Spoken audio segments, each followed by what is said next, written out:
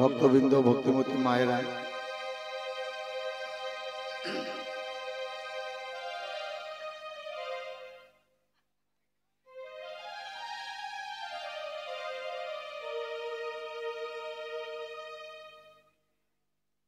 আমরা ঠাকুরের চরিত্রের অনেক ব্যাখ্যা শ্রবণ করেছি, কিন্তু মায়েরা বিভিন্ন প্রকারের ব্যঞ্জন তৈরি করে পরিবারে। কোনটা কোনটার পরে দিলে খেতে সুস্বাদু হবে তা মায়েরাই জানে। আর মায়েরা কেন জানে? তা হলো মা মমতাময়ী, সবার প্রতি অকৃত্রিম প্রাণ ঢালা স্নেহ, দরদ, মমতা, ভালোবাসা, মঙ্গল কামনা করা শক্তি দিয়েছেন ঈশ্বর তাদের মধ্যে। তাই মায়েরা এই পরিবেশন, এই পরিপাটিটা ভালো করে বোঝে। কোন একজন দার্শনিক সাংবাদিকের কাছে জিজ্ঞাসা করেছিলেন, মেডিকেলে, বড় বড় হাসপাতালে মায়েদের বা নারীদের নার্স সেবা কার্যে কেন রাখা হয়? নার্স। আমাদের এই ভারতীয় সাংবাদিকরা তার প্রতি উত্তরে বলেছিলেন, নারদ ব্রহ্মার কাছে জিজ্ঞাসা করেছিলেন, তুমি নিমেষে জীব সৃষ্টি করো, নিমেষে, কিন্তু নারী অবয়ব, মাতৃদেহ তৈরি করতে 3 দিন কেন লাগিয়েছ?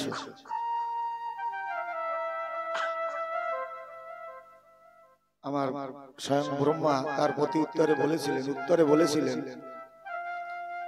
এই নারীর মধ্যে, এই মায়ের মধ্যে জগতে যত শক্তি আছে তৈরি করেছি, তার থেকে অধিক গুণ শক্তি এই মাতৃদেহে আমি দিলাম।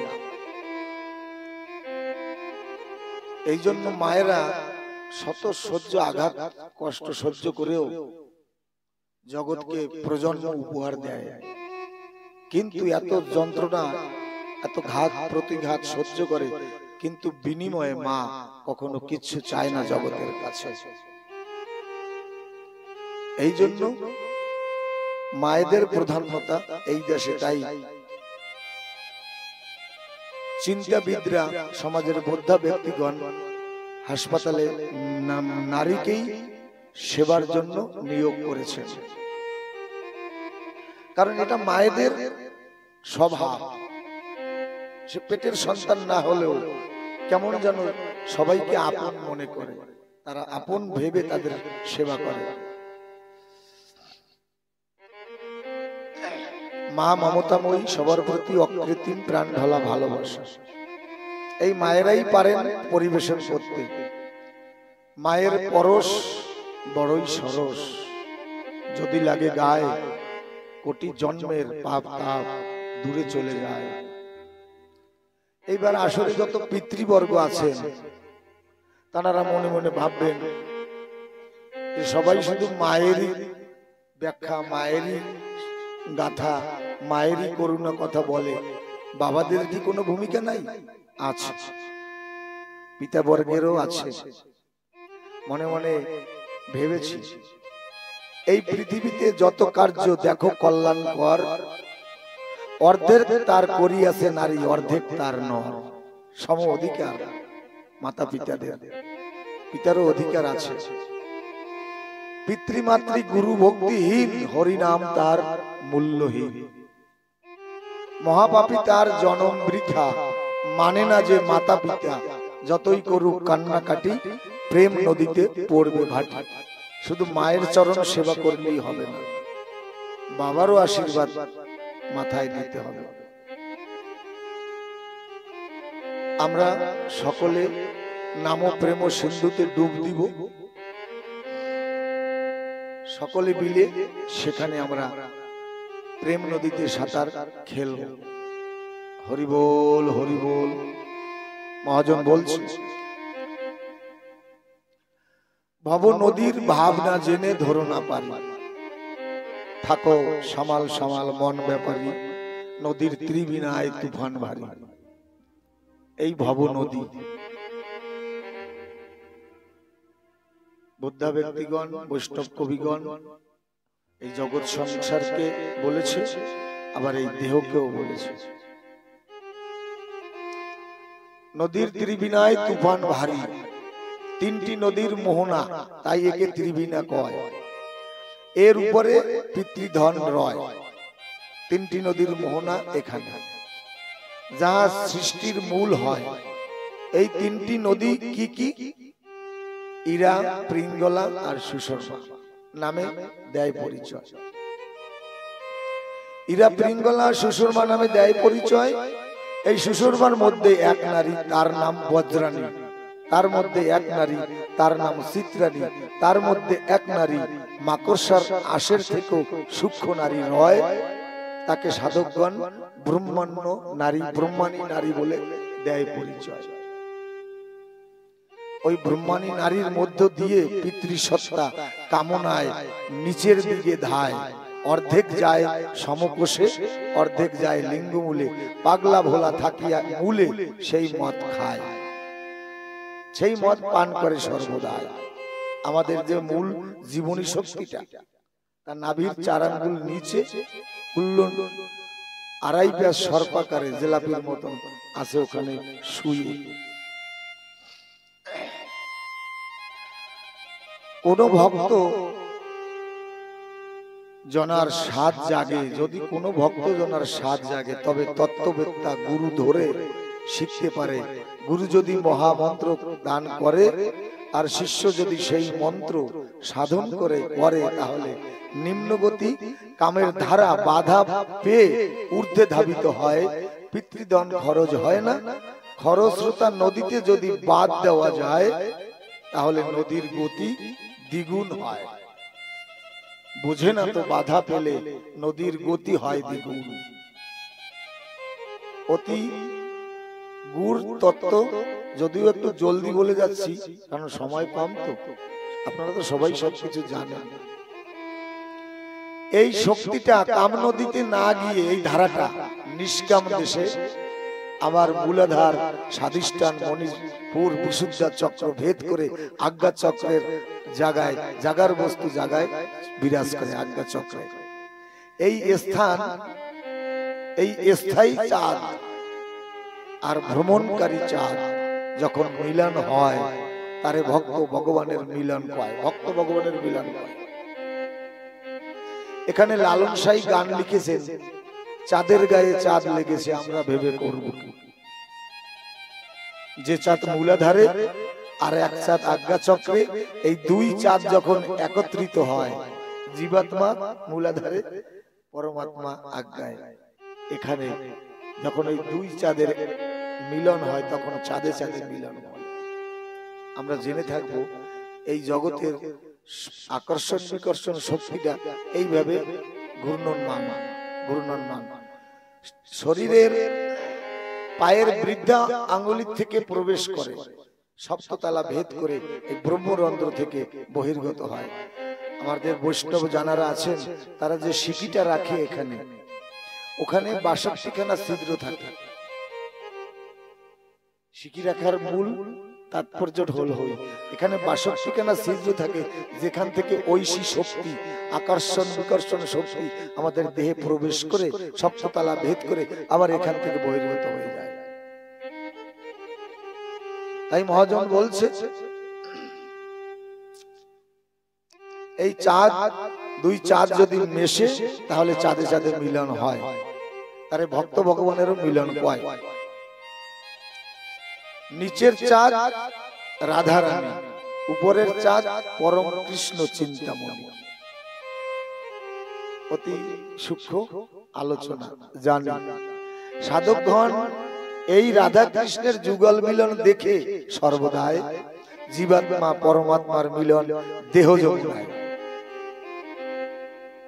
তাই আমার তারকবশী একটা মঙ্গলাচরণে কথা বলেছে, একটা কলম দিয়েছে, যখন কৃষ্ণ জন্ম নিল পূর্ণ ব্রহ্ম নয়, যে কালে যে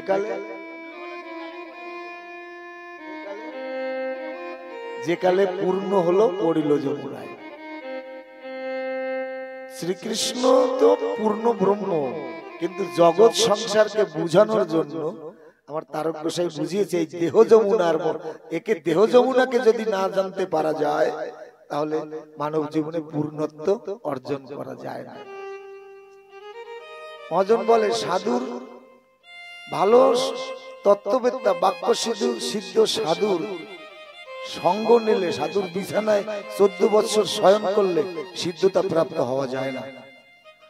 সাধুর যদি কোনো বাক্য পালন করা যায়, এই দেহকে যদি পরিপূর্ণভাবে গুরুর কৃপা নিয়ে যদি জানতে পারি দেহের কোথায় কে বিরাজ করে, তাহলে আমার মধ্যে আমাকে চিনতে পারবো।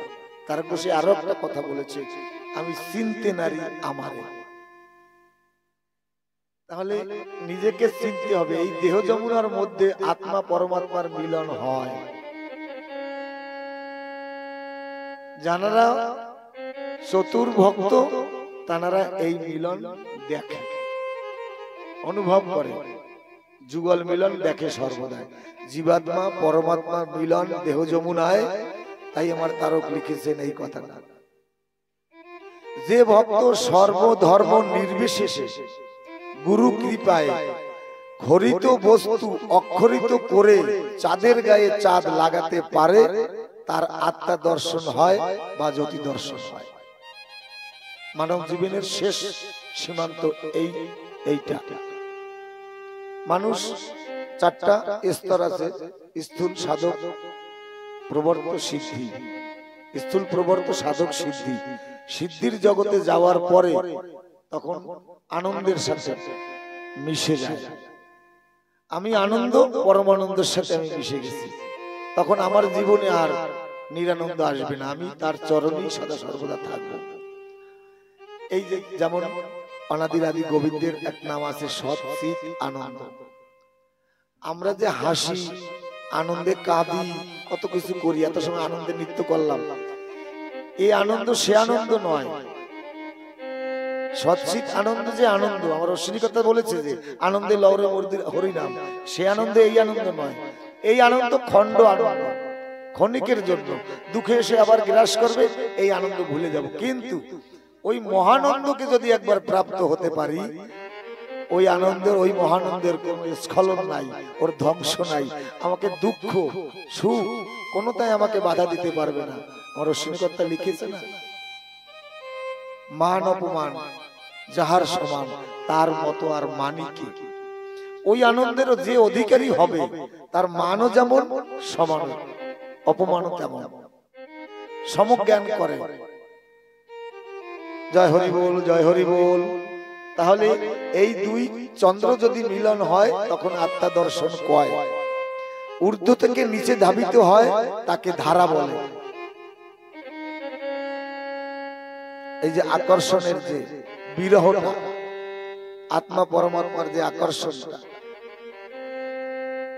কৃষ্ণ রাধার দিকে ছুটছে, রাধা কৃষ্ণকে পাবার অপেক্ষায় উপরে উঠছে। এই উপর থেকে নিচে যে ধারাটা বয় তাকে রাধা বলে, বা রাধা বলে দেয় পরিচয়। এই ধারার ধারা বা গতি যদি মতিতে পরিণত করা যায় তখনই এই ধারা রাধা হয়ে যায়। যদি আমার মমতা জন্মায়, মতি জন্মায়, এই মতি যদি ঘনীভূত হয়, ঘনীভূত হইলে গাঢ় প্রেম বলে তাকে দেয় পরিচয়। যখন এই গাঢ় প্রেম হয় তখন এই ভক্তের মধ্যে তার জন্য বিরহ জাগে, ডোর তৈরি হয়। বলে না, ভক্তি ডোরে বেঁধে তারে কাছে টেনে আন। যদি কানতে পারো, তারে আনতে পারো, রাখতে পারো হৃদয় মাঝে, একবার উড়ে যা দেখ ঠাকুর কোন দেশে। ওরে আমার মন পাখি, উড়ে যা দেখ ঠাকুর কোন দেশে। এই মতি যদি রতিতে পরিণত হয় তখন মন পাখিকে বলে, একবার খুঁজে নিয়ে আয় তাকে, তাকে ছাড়া তো আমি আর বাঁচবো না। মহাজনরা বৈষ্ণব কবিগণ বলেছে, রাধা কোন রক্ত মাংস অবয়ব নয়, শরীর নয়। যদিও আমরা রাধারানীর বা একটা ছবি তৈরি করেছি, কিন্তু শাস্ত্র সাক্ষী দিচ্ছে এই ভাবটা হলো রাধা। আমরা বুঝতে পারবো না, তাই গ্রন্থকাররা এইভাবে তৈরি করেছে। তার ছোট্ট একটা দৃষ্টান্ত, আমি লক্ষ্মী পূজা করব, ব্রাহ্মণ দেবতা বলল মা উপবাস থাকতে হবে, উপবাস থেকে লক্ষ্মীর পূজা করতে হবে। সারাদিন উপবাস রইলাম, আমি পূজায় বসলাম, ব্রাহ্মণ বলছে হাতে একটু জল নাও, হাতে একটু জল নিল, তখন বলো ওম, ওম বলে জল করো। ব্রাহ্মণ বলছে মাকে, কারণটা হলো আমি সারাদিন উপবাস ছিলাম, আমার স্টোমাক মানে পাচন তন্ত্রটা খালি ছিল। এইবার ওই ফুলটা যখন নাকের কাছে নিয়ে ওম বলবো, ওই ফুলের মধ্যে এক ধরনের ব্যাকটেরিয়া থাকে, মানে জীবাণু। ওই খালি পেটে যদি ওই জীবাণুটা শ্বাসের সাথে ভিতরে যায় আমার ক্ষতি করবে। তাই ব্রাহ্মণ বলল আগে একটু জল পান করে নাও, জলটা পান করলে তাহলে ওই পোকাটা গিয়ে আমার স্টোমাকটাকে ক্ষতি করতে পারবে না। শাস্ত্রকাররা তাই রাধারানীর একটা অবয়ব তৈরি করে দিয়েছে, কিন্তু মূলত রাধারানী একটা ভাব। আমার অশ্বিনীতার গানে আছে না, আমার হৃৎকদম্ব তরু বলে দাঁড়াও শ্রীহরি, তারপরে কি আছে, আমার এই উৎসবে আমি বসাবো প্রেম রূপা রাই কিশোর। এই প্রেমটাই হলো রায়ের বিকল্প রূপ। জয় হরি বল, জয় হরি বল। এই রাধার বসতি হলো মূলাধারে চতুর্দলে, আর পরমাত্মার বসতি হলো সহস্রায় পরপারে। এই জীবাত্মা সব সময় পরমাত্মাকে পেতে চায়, আর পরমাত্মা জীবাত্মাকে আকর্ষণ করছে। এই দ্বি তত্ত্ব নিয়ে দেহ রাজ্য পরিচালিত হয়। তাই এই সংসারের আর এক নাম দুনিয়া। দুনিয়া, দুইটা তত্ত্ব নিয়ে এই সংসার তৈরি। সংসার শব্দের আবিধানিক অর্থ সময়ের সাথে সাথে যার যে বস্তু সরে যায় তাকে সংসার বলে দেয় পরিচয়। আজকে আমি ধরণীতে অবতরণ করলাম, সেই সকালে বের হইয়াছি ধরণীর ধুলে, খেলা করে বেলা গেল দয়াল তোমাকে ভুলে। সময়ের সাথে সাথে সরে গেছে সেই সময়টুকু, তাই সংসার বলছে। আর দুনিয়া, এই দুটো তত্ত্ব অন্দরুনি মানে ভিতরের দুটো তত্ত্ব নিয়ে এই দেহ রাজ্য তৈরি, তাই মহাজনরা দুনিয়া বলছে এই রাজ্যকে। হরি বল। এই ঊর্ধ্বগতি রূপী রাধা কৃষ্ণ শক্তিকে পেতে 24 ঘন্টায় মানে 8 প্রহরে, এই 3 ঘন্টা রূপী প্রতি প্রহরে এক এক ভাবের উদয় হয়। যেমন অষ্টম প্রহর নামযজ্ঞ হলে সকালবেলায় এক ধরনের রাগিনী আলাপ করে, যারা হরে কৃষ্ণ নাম 16 নাম 32 অক্ষর রাগের সহিত গায়। 2 ঘন্টা 3 ঘন্টায় একটা রাগের উপরে থাকে, সময় পরিবর্তন, রাগ পরিবর্তন। তেমনি এই দেহের মধ্যে এই পরিবর্তনটা হয়। 3 ঘন্টা রূপী প্রতি প্রহরে এক ভাবের উদয় হয়। এই যে নাম 16 নামের মধ্যে 8 বার হরে, 8টা প্রভাব।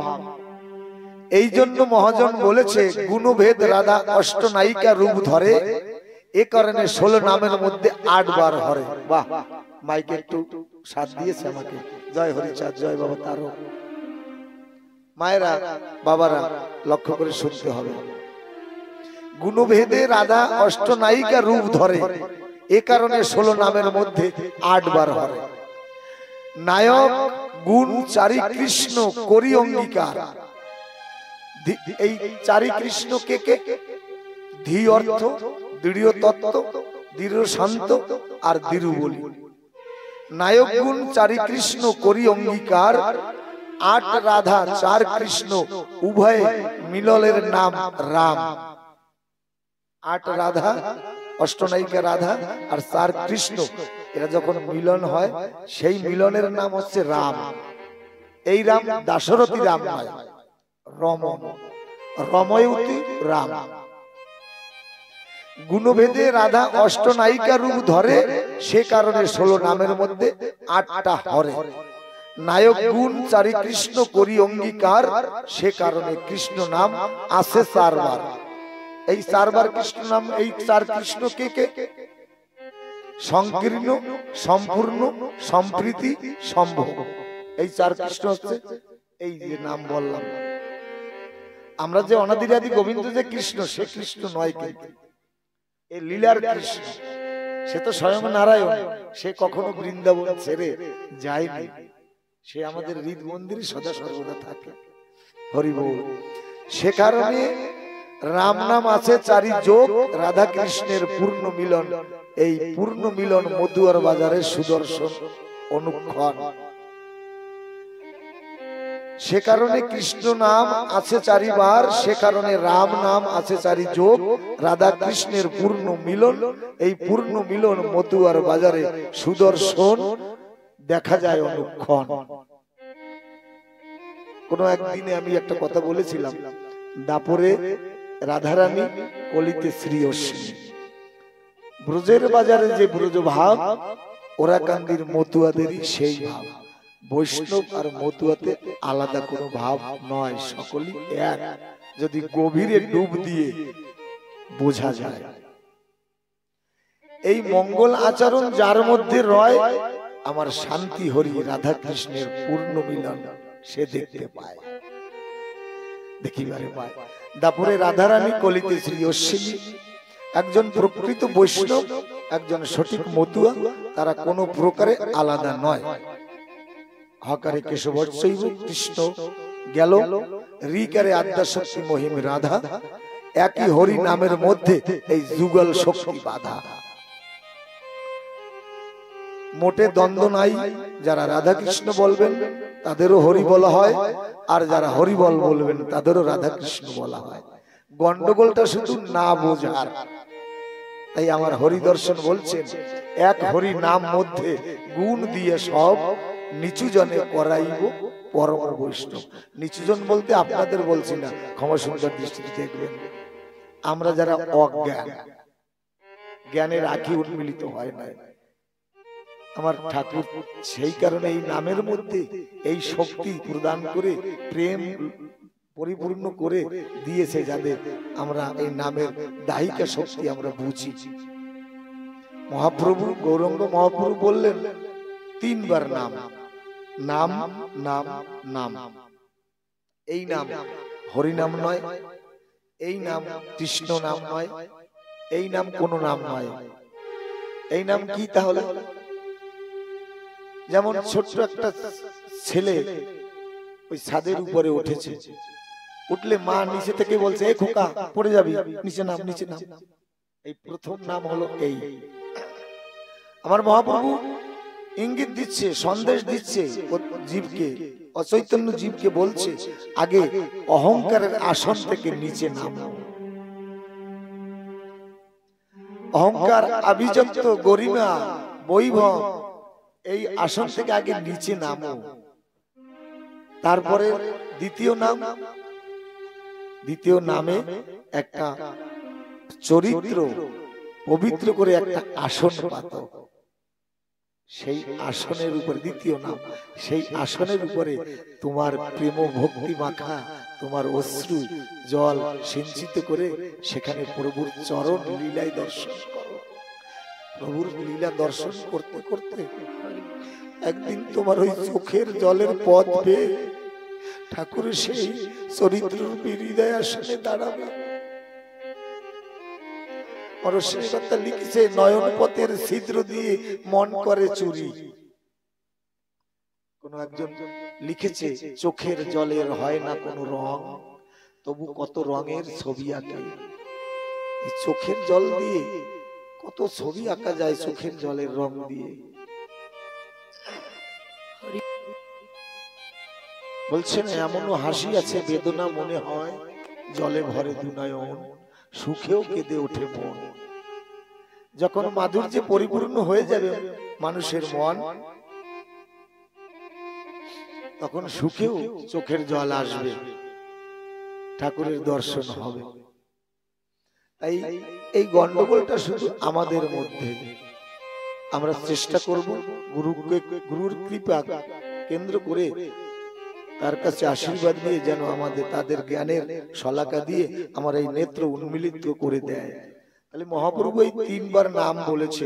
প্রথমে আমাদের অহংকারের আসন থেকে নিচে নামতে হবে। ঠাকুর বললেন, মানুষকে সম্মান দিলে, মানুষকে প্রণাম দিলে সেই শক্তি ঈশ্বরে মিলে। ঈশ্বর আলাদা কোথাও নয়। একজন মুসলমান কবি লিখেছে, মন্দিরে দেবতা নাই, মন্দিরে দেবতা নাই। মন্দিরে যে দেবতা সে তো আমি তৈরি করেছি, বাজার থেকে কিনে এনেছি। কিন্তু ওই কিনে আনা ভগবান আমাকে তৈরি করেছে, জ্যান্ত মূর্তি। মন্দিরে যে ভগবান আসে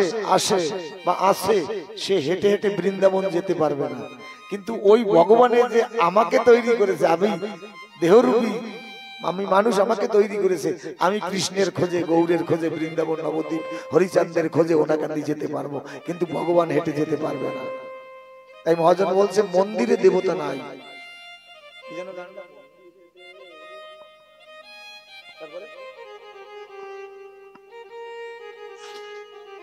খোঁজো তারে অন্তরে, মন্দিরে দেবতা নাই, খোঁজো তারে অন্তরে। তাই মানুষকে সম্মান দিলে, এই ভক্তের মধ্যেই ঠাকুর কৃষ্ণ বসে আছে।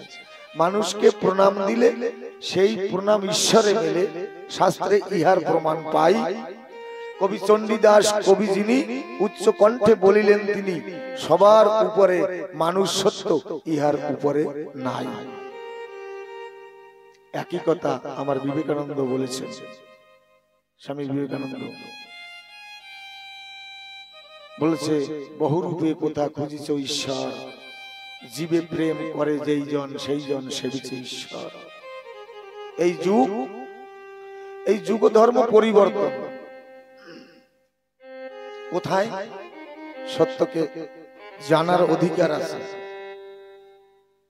সত্যকে সকলের জানার অধিকার আছে। এই যুগ ধর্ম পরিবর্তনটা কোথায়? মহাজন প্রতি যুগে যুগে লিখেছে, সত্যে প্রতিষ্ঠিত যাহা লেখা থাকে, সাধ্য কাহারও নাই তাহা ঢেকে রাখে।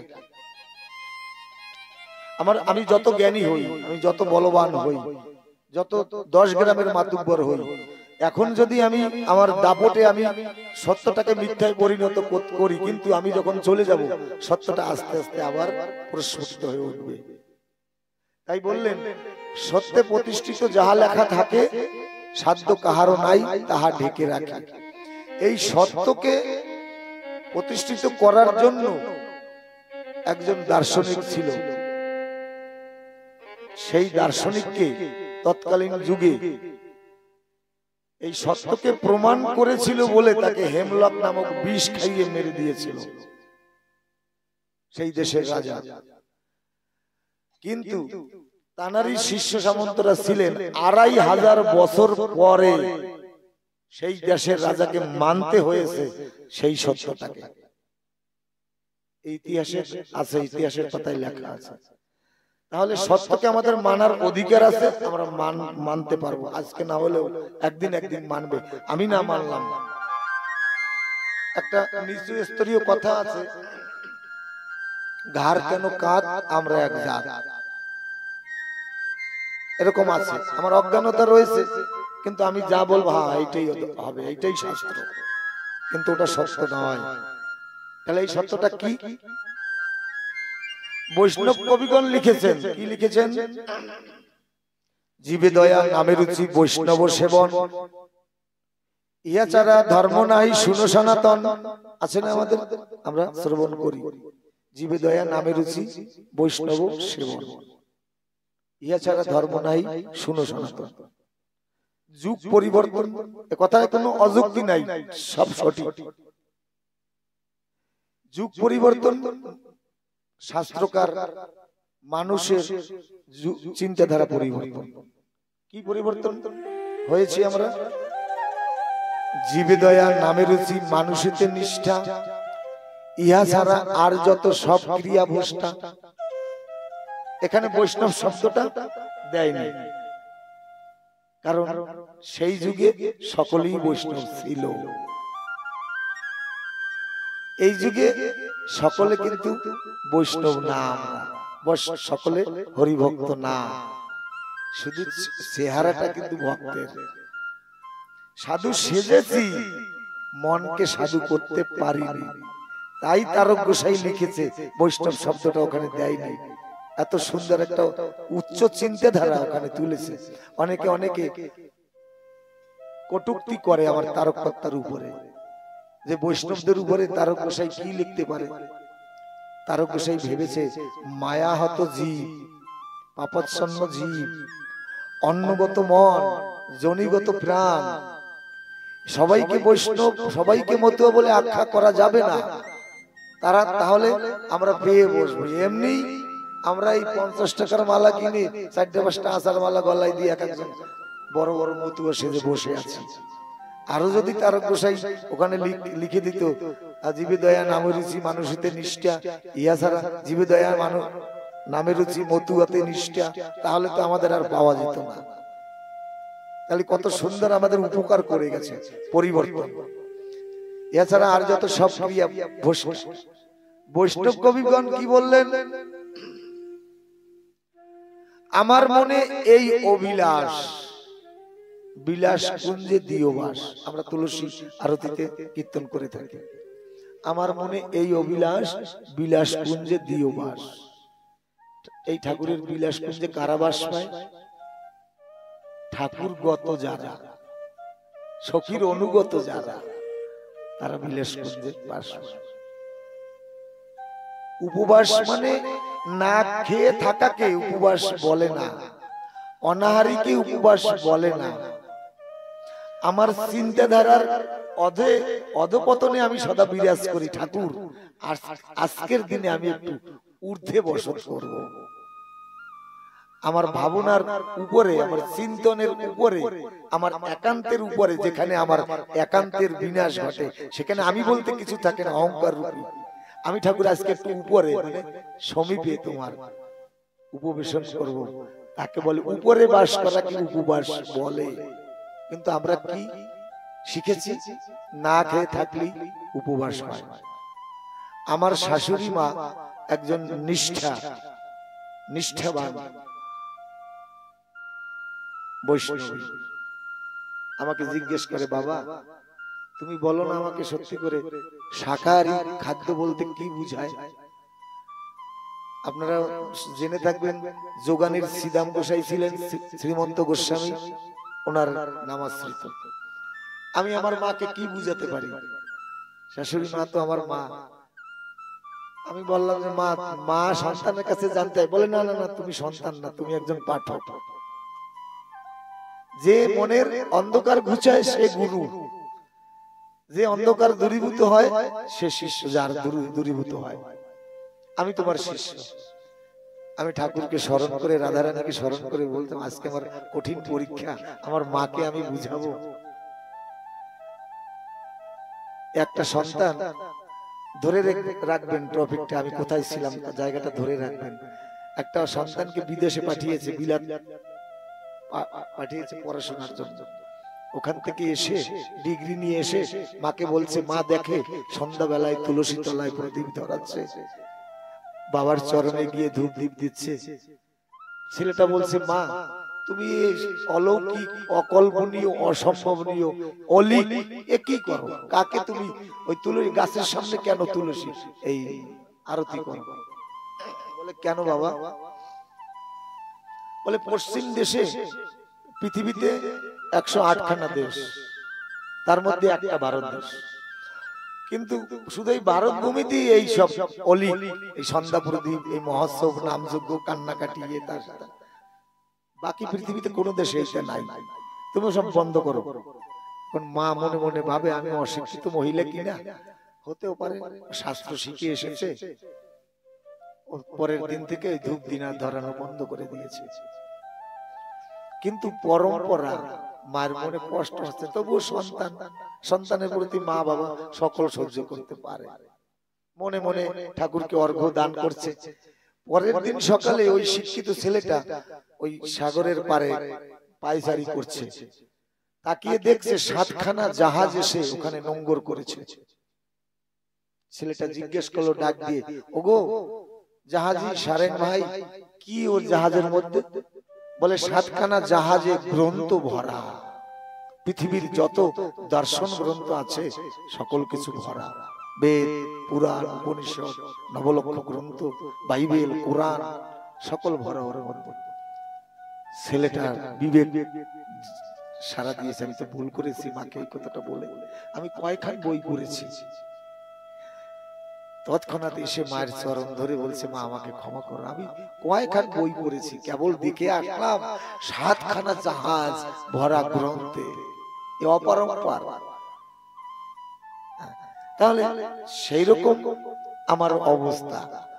আমি তখন ঠাকুরকে, রাধারানীকে স্মরণ করে বললাম, করুণাময়ী তুমি করুণা করো, সঠিক উত্তর যদি মাকে আমি না দিতে পারি তাহলে মা তো কষ্ট পাবে, বুঝবে আমার লালন পালনে আমি যে আমার সন্তানের উপরে গর্ব করি, আমার জামাতা ভালো একজন পাঠক বা ভালো একজন ভক্ত, আমার সে গর্ব অক্ষুণ্ণ হয়ে যাবে, চূর্ণ চূর্ণ হয়ে যাবে। আমার আজকে পরীক্ষা। মাকে বললাম, মা সৎ কর্মে, সৎ কর্ম করে উপার্জন করে সেই উপার্জনের পয়সা দিয়ে তন্ডুল কিনে যদি অন্ন তৈরি করে আমার গোবিন্দকে সেবা দেওয়া হয়, সেই অন্নকেই শাকাহারী অন্ন বলে, শুধু শাক পাতাকে শাকাহারী অন্ন বলে না। আমার মা আমাকে জড়িয়ে ধরেছে, সুন্দর মনের কলুষতা, মনের অন্ধকার দূর করে দিয়েছো বাবা। ঠিক আছে, শাক পাতার একটা দ্রব্যের গুণ আছে, কিন্তু আসল গুণটা হলো মনে। আমি সৎ কাজে আজকে এই গৃহকর্তা 1 বৎসরের উপার্জন,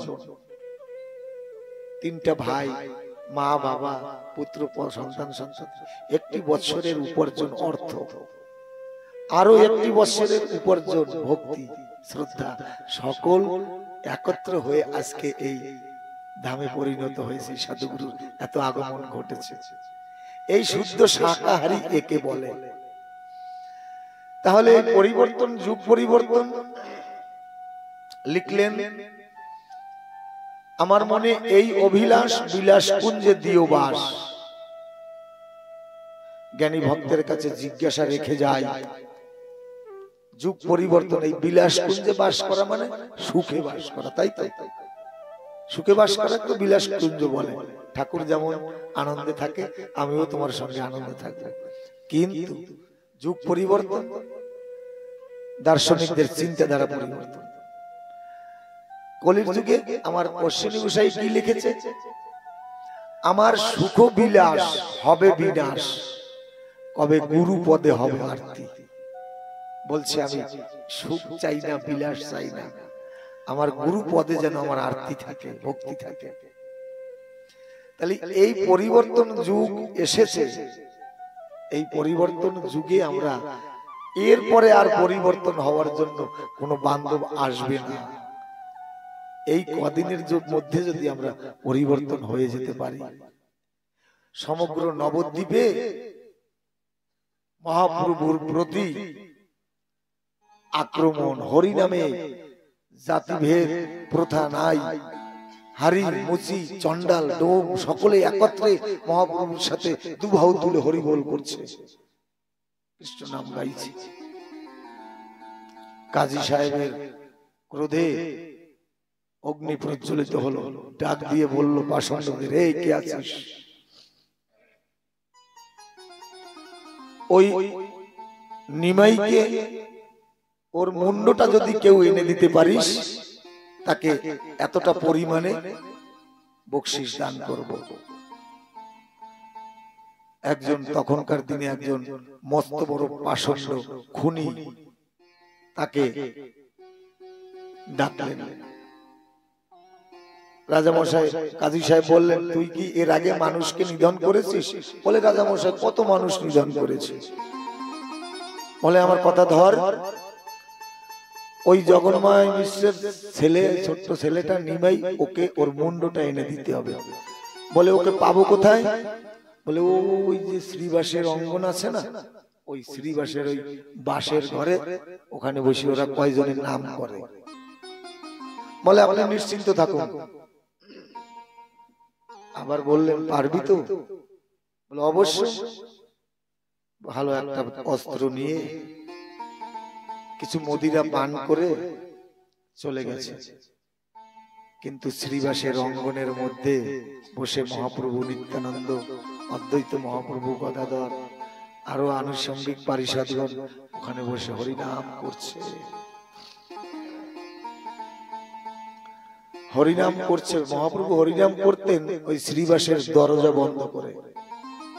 অনেকবার মহাপ্রভুকে প্রশ্ন করেছেন, ঠাকুর তুমি দরজা বন্ধ করে কেন হরিনাম করো?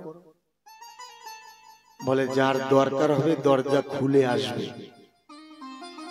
আজকে যে হরিনামের শ্রীবাসের অঙ্গন সুসজ্জিত হয়েছে, যার দরকার হয়েছে সেই মনের দরজা খুলে সেজে সুন্দর তিলক সেবা করে মালা গলায় দিয়ে মনকে সাজিয়ে চলে এসেছে। তাই মহাপ্রভু আমি এই দরজা বন্ধ করে হরিনাম করি। যখন হরিনাম শুরু করলো, নামের সহিত প্রেম বরিশন হতে লাগলো। ওই যে পাষণ্ড অস্ত্রখানা নিয়ে ওই শ্রীবাসের ঘরের পিছনে দাঁড়িয়ে মনে মনে ভাবছে, ভালোই তো নাম করছে, আর কিছু সময় শ্রবণ করি না, আমার তো অভিজ্ঞতা রয়েছে, ওকে মারতে কত সময়। এইভাবে ওই পাষণ্ড নাম আস্তে আস্তে কর্ণেন্দ্রিয় থেকে দেহের মধ্যে প্রবেশ করছে। একদিকে ওর ওই মদের নেশা, অন্যদিকে নামের নেশায় ধীরে ধীরে ওকে গ্রাস করছে। যে নেশা লেগেছে আমার, নেশা যেন না ছোটে, পলকে পলকে যেন তারে মনে ওঠে। গাজার নেশা, ভাঙের নেশা, তাতে কবু হয় হারায় দিশা, কিন্তু এই নামের নেশা আমার ভিতরে গেছে, আমি তো মদের নেশা ভুলে গেছি। এখন যখন হরিনাম শুনতে শুনতে এই পাষণ্ড প্রেমে পাষাণ হৃদয়ে গলে গেছে, তখন বিরহে বিরহিনী হয়ে গেছে, কি করবে? তখন হাতের ওই অস্ত্রটা ফেলে দিয়ে ওই গাছের সাথে আলিঙ্গন দিচ্ছে আর হরে কৃষ্ণ হরি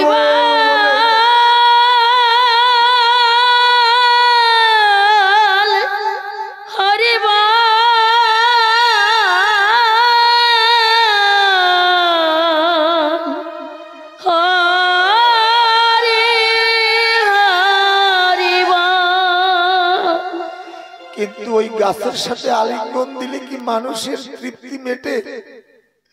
দুইটা বুকের মধ্যে অগ্নি প্রজ্বলিত হয়, ভক্তে ভক্তে যখন মিলন হয়, সেই মিলনে এসে রাধা কৃষ্ণ শান্তি হরি এসে দাঁড়ায় সেখানে, তখন ওই ভক্তের দাউ দাউ করে আগুনটা নিভে যায়, শান্তি জল ফেটায়। ওই পাষণ্ড গাছকে ধরে কোলাকুলি দিচ্ছে, মন মানছে না। যখন আস্তে আস্তে ছুটতে ছুটতে শ্রীবাসের অঙ্গনের সামনে এসে দাঁড়িয়েছে, শ্রীবাস দরজার ভাগ করে দেখে একজন পাষণ্ড এসেছে আঙনে।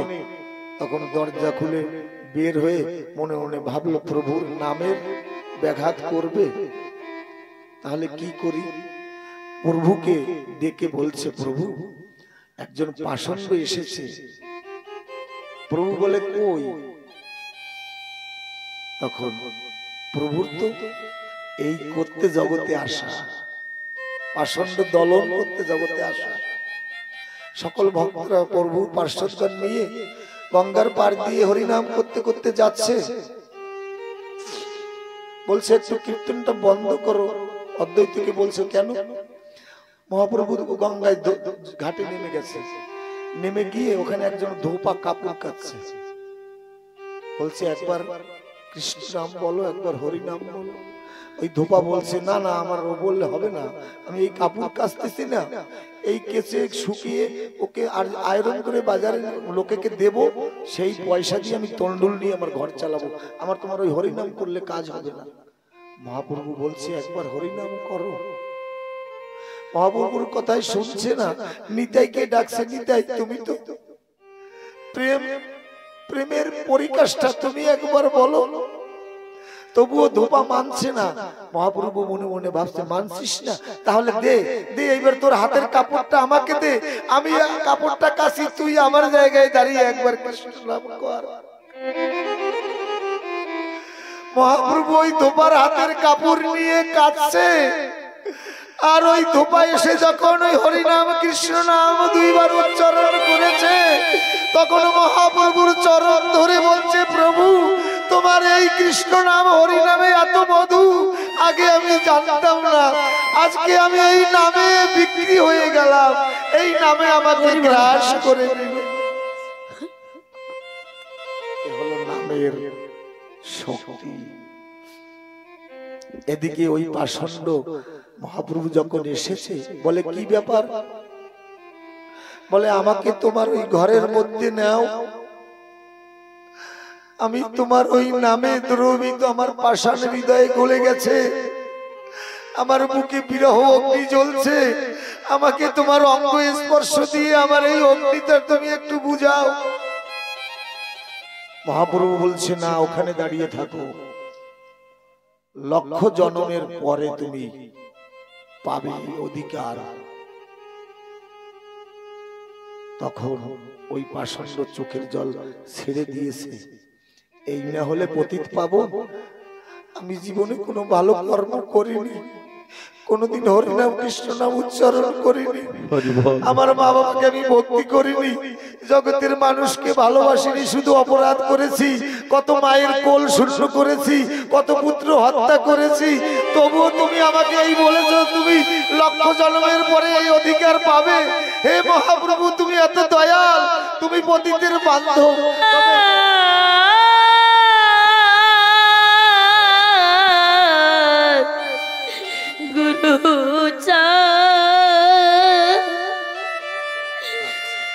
বলছে, আমি লক্ষ জন্ম আশায় রইলাম ঠাকুর, কবে আমি তোমার হব, কবে আমি তোমার চরণ পাবো। এই বলে যখন বিরহ অগ্নিতে ওর ওই সকল প্রারব্ধ পাপ ধুয়ে গেল, পরিপূর্ণ হয়ে গেল ওই পাষণ্ড, তখন মহাপ্রভু বলছে, ওরে শ্রীবাস, এই দরজাটা খোল, আমি আর থাকতে পারছি না, কে যেন আমাকে ঘরের পিছন দিকে নামের মধ্য দিয়ে ডাকছে, আমাকে ওই যে শোনা যায়, আমি আর রইতে পারছি না। শ্রীবাস বলছে, কেন প্রভু? এই তো তুমি বললে লক্ষ জন্মের পরে তুমি এই অধিকার দেবে। বলে, না, আমি ওই লক্ষ জন্মের কথা বলিনি। শ্রীবাস বলছে, তুমি তো বাক্যচ্যুত হবে। বলে, আমি ওই লক্ষ জন্মের কথা বলিনি, তবে কোন লক্ষ্য? ওরে ওর যে নামের প্রতি, প্রেমের প্রতি লক্ষ্য জন্মেছে, এখন সেই লক্ষ্য ভেদ করে আমাকে ডাকছে, আমি যে আর রইতে পারছি না। কোন ভক্ত যদি এমনি ভাবে লক্ষ্য করে ঠাকুরকে ডাকে, তখন ঠাকুর আর রইতে পারে না। তাই বলছে মহাপ্রভু, লক্ষ জন্মের পরে আমার তোমার এই অধিকার হবে। পাষণ্ডের ওই নামে পাষাণ হৃদয় গলে গিয়েছে, তৎক্ষণাৎ লক্ষ জন্মেছে হরিনামে কৃষ্ণ নামে। হরি বল।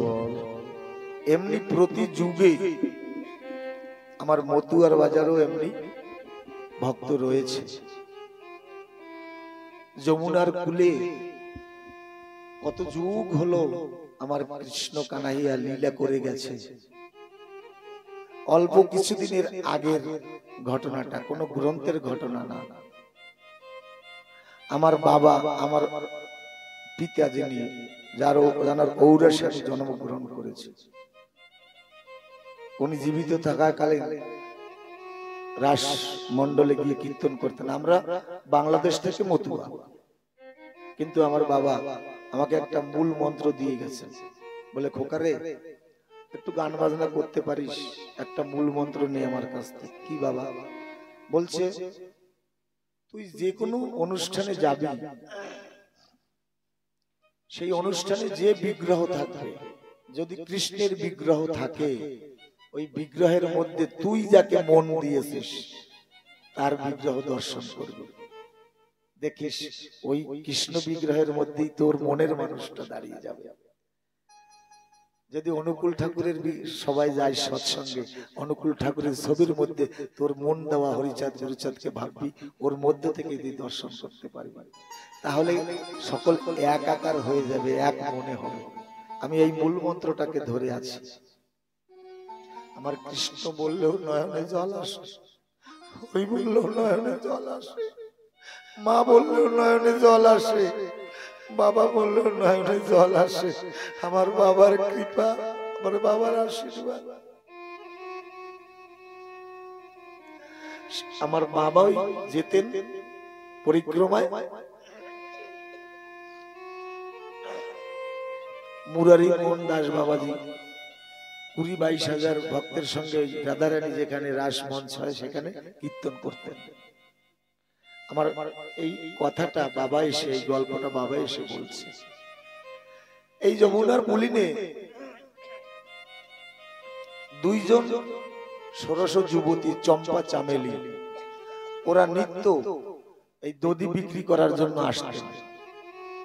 একদিন দধি বিক্রি করার পরে ওই যমুনার পারে বসে বলছে, চম্পারে, কৃষ্ণ এই বৃন্দাবনে লীলা করে গেছে, আমাদের ভাগ্যে তো হবে না, আমাদের তো সে সাধন ভজন নেই। সকালে আমরা যাই, দধি মাখন বিক্রি করে আবার ফিরে আসি, এইভাবে করতে করতে তো জীবন চলে যাবে, আমরা তো কৃষ্ণের দর্শন পাবো না। চম্পা চামেলিকে বলছে, চামেলি চম্পাকে বলছে, চম্পারে, শুনেছি সাধুদের কাছে নাকি কৃষ্ণ থাকে, তাহলে আমরা এই যমুনা পুলিনে বসে থাকি, দেখি কোন সাধু বাবা এখানে গঙ্গা স্নানে আসে নাকি। এমনি করতে করতে একজন সাধু এসেছে, স্কন্ধে একটা লাল ব্যাগ, ওই ব্যাগটা রেখে স্নানে অবগাহন করেছে। তখন ওই চম্পা চামেলি দুইজন মিশে ব্যাগের মধ্যে খুঁজে খুঁজে দেখে একটা লাল বাক্স, ওর মধ্যে কাপড়ে মোড়া আছে একটা আমার গোপালের মূর্তি, ছোট্ট গোপালের মূর্তি।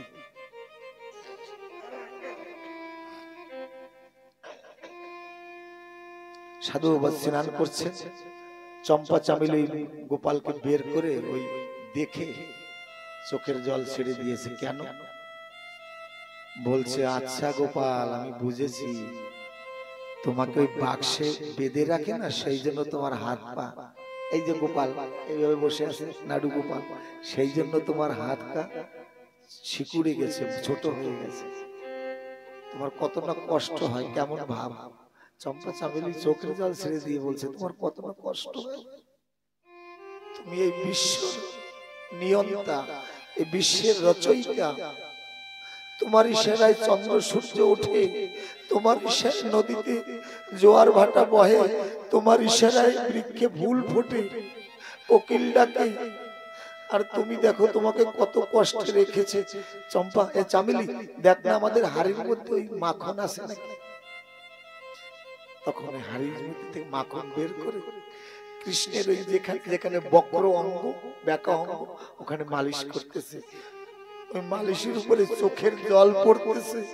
বলছে, তুমি একটু সিতারা, তুমি একটু সীতা হয়ে ত্রিভঙ্গ মোহন মূরতি রূপ ধরে দাঁড়াও, আমরা তোমাকে একবার দর্শন করে জীবন সফল করি।